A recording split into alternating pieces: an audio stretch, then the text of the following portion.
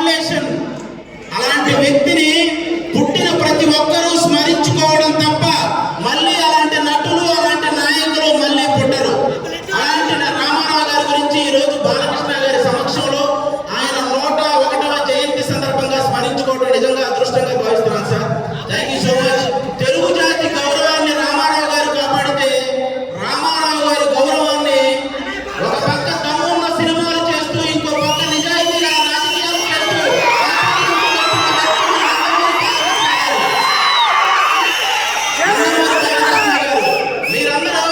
మీరందరూ గమనించినట్లయితే చాలా మంది బాలకృష్ణ గారు ఎవరినో కొట్టారు, బాలకృష్ణ గారు ఎవరినో తిట్టారు అని రాస్తుంటారు.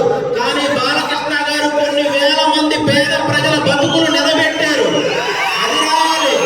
సినిమాలు రాజకీయాలు చేయటం పెద్ద విషయం కాదు. కానీ బసవతారకం అనే ఒక క్యాన్సర్ హాస్పిటల్ ద్వారా ఎంతో మంది పేదవాళ్ళకి సహాయం చేయడం అనేది నిజంగా చాలా చాలా పెద్ద విషయం, చాలా గొప్ప విషయం. ఈ సమాజంలో ఎంతమందికి భయం బాధ్యత ఉన్నాయో నాకు తెలియదు, కానీ బాలకృష్ణ గారితో పనిచేసే ప్రతి ఒక్కరికి ఆ భయం బాధ్యత రెండూ ఉంటాయి. ఇదైతే షో. అంటే బాలకృష్ణ గారి సినిమాలు చాలా మందికి చాలా ఇష్టం ఉంటాయి. నాకు చాలా సినిమాలు ఇష్టం. అందులో సార్ బొబ్బిలి సింహం అనే ఒక సినిమా సార్.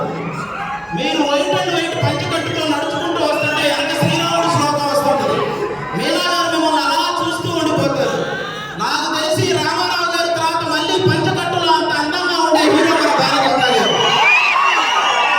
నిజంగా మీరందరూ అదృష్టవంతులు. ఎందుకంటే ఒక జనరేషన్ వాళ్ళు మాకు గుర్తుండిపోయే సినిమాలు కావాలి అని అడిగారు. ఆదిత్య 369 అలాగే భైరవ దీపోయిన సినిమాలు మీకు ఇచ్చారు.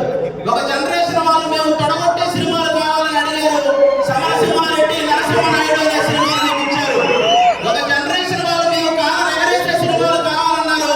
సింహం లాంటి సినిమా మీకు ఇచ్చారు. ఇంకొక జనరేషన్ వాళ్ళు మేము మేసం తిప్పే సినిమా కావాలన్నారు. లెజెండ్, అఖండ, భగవంత్ కేసరి ఇలాంటి సినిమాలు మీ అందరికీ ఇచ్చారు. జనరేషన్ లో మారిన బాలకృష్ణ గారి ఎనర్జీ ఏంట్రో బాబాలా ఉందని అడుగుతుంటారు. జనరేషన్ లో మారితే మనుషులు మారుతారు, టెక్నాలజీలు మారుతాయి. బాలయ్య బాబు గారి ఎనర్జీ ఎందుకు మారుతున్నా అంటే స్టాక్ మార్కెట్ గ్రాఫ్ అయినా పెరగటం తగ్గటం ఉంటుంది, కానీ ప్రజెంట్ బాలయ్య బాబు గారి మార్కెట్ గ్రాఫ్ పెరగటం తప్ప తగ్గటం లేదు.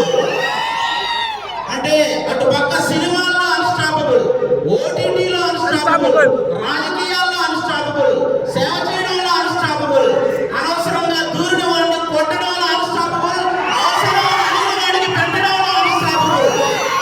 అలాంటి బాలకృష్ణ గారు ఈ రోజు మా గ్యాంగ్స్ ఆఫ్ గోదావరి ఈవెంట్కి రావటం నిజంగా మా గ్యాంగ్స్ ఆఫ్ గోదావరి కలెక్షన్లు కూడా అన్స్టాపబుల్ గా ఉండాలని మనస్ఫూర్తిగా కోరుకుంటున్నారు.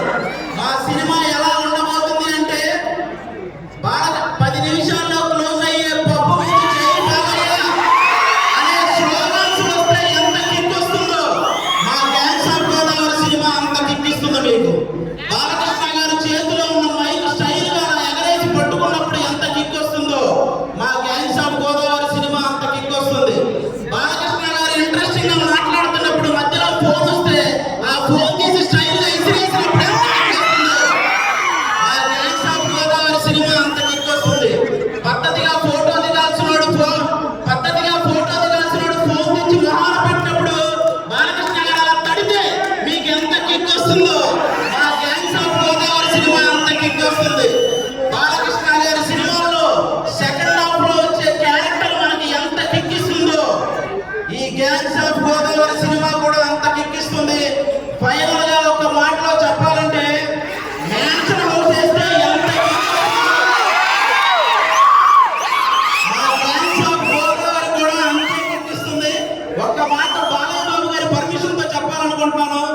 రేపు పొద్దున నందమూరి నటసింహం, కొణిదెల కొదమసింహం అసెంబ్లీలో అడిగిపోయి మా గ్యాంగ్స్ ఆఫ్ గోదావరి కూడా అంతే కిక్ వస్తుంది. ఇది మీరందరూ గుర్తుపెట్టుకోవాలని నేను కోరుకుంటున్నాను.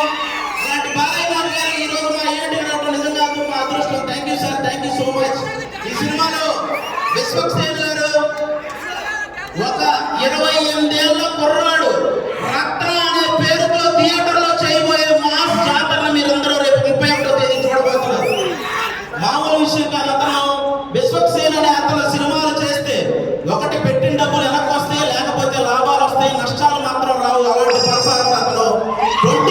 ప్లాట్స్ మీద